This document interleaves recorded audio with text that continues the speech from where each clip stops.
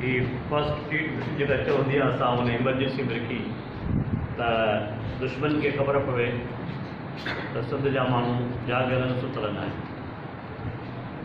ऐं राजनाऊ सूमल साहब हीअ दफ़ा पोइ हैदराबाद ईंदो, पोइ तमामु पार्टियुनि जे सरबान सां असां मुलाक़ातूं कंदासीं, मुख़्तलिफ़ हिकिड़ो लाइअमल तयारु करे, मुख़्तलिफ़ एजेंडो तयारु करे असां हुन ज़रूरु जल्द भई फ़िलहाल हिकु एजेंडे ते असां वेठासीं। अक़लियत त मूं पहिरीं ॻाल्हि कई त माना जेकॾहिं ज़मीनूं सिंध जूं असां खां वयूं असां ऑटोमेटिक अक़लियत में अची वियासीं।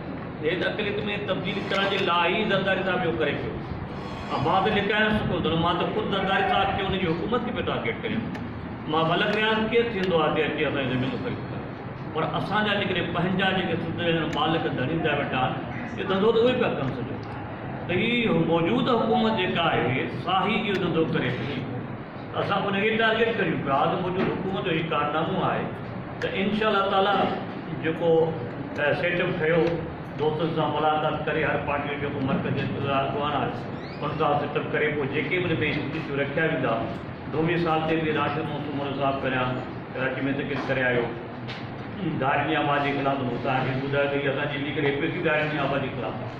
माना जेतिरा बि आबादियूं थियूं पियूं त घणे आबादियूं थियूं, हिकु सिंधी माण्हू हुते लोग तमामु ग़रीब बि वरी हुकूमतुनि जो नंढो थिए त परे थी वेंदो ग़रीब।